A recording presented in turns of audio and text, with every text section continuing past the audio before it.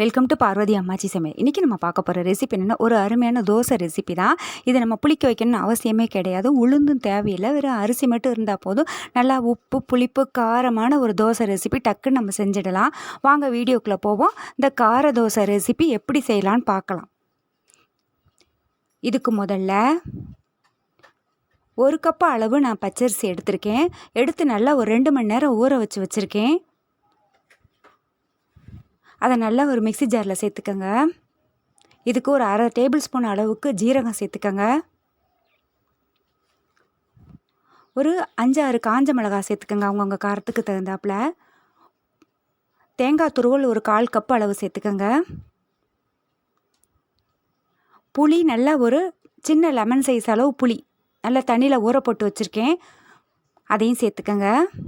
ஓடுகள் லேசாக அந்த நாரெல்லாம் இருக்கும், அதெல்லாம் நீக்கிட்டு போட்டு வச்சுக்கோங்க. உப்பு தேவையான அளவு போட்டுட்டு நீங்கள் கொரன்னு இந்த மாதிரி அரைச்சிக்கங்க. அரைச்சிட்டு அதுலேயே நீங்கள் அரிசியை போட்டு அரைச்சிடுங்க. இது தொட்டுக்க எதுவுமே தேவையே இல்லை, ரொம்ப நல்லாயிருக்கும். வெறும் தோசையை சாப்பிட்றலாம். தண்ணி கொஞ்சமாக ஊற்றி நல்லா ஃபைன் பேஸ்ட்டாக அரைச்சிக்கங்க.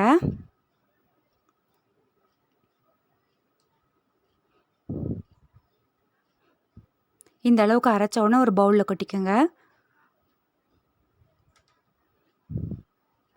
ரொம்ப கெட்டியாகவும் இருக்கக்கூடாது, அதே சமயம் ரொம்ப நீர்க்கவும் இருக்கக்கூடாது. கொஞ்சம் மிக்ஸி ஜாரை அலம்பி ஊற்றிக்கங்க.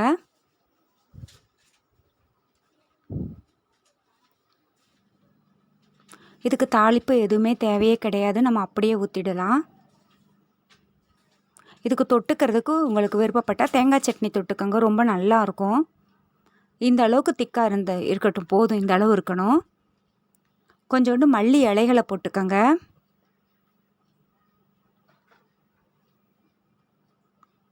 இது வாசனைக்காக தான், நல்லாவும் இருக்கும்.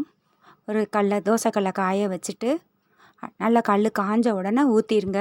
இது எவ்வளோ உங்களுக்கு திக்காக வேணாலும் திக்காக ஊற்றிக்கோங்க. ஆனால் கொஞ்சம் திக்காக ஊற்றுறப்போ ரொம்ப நல்லாயிருக்கும், அடகணக்காக இருக்கும். உங்களுக்கு ரொம்ப மெலிசாக ஊற்றுறத காட்டிலும் இந்த அளவுக்கு இருந்தால் நல்லாயிருக்கும்.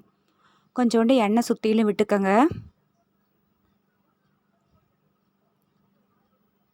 இது ரொம்ப நல்லாயிருக்கும். காரம் புளிப்பு அந்த டேஸ்ட் ரொம்ப நல்லாயிருக்கும்.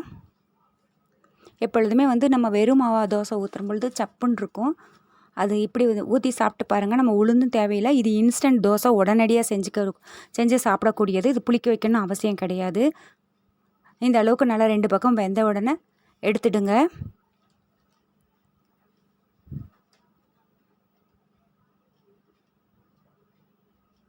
இதே போலயே எல்லா தோசையும் ஊற்றி எடுத்துருங்க. அருமையான கார புளிப்பு தோசை தயாராகிடுச்சு.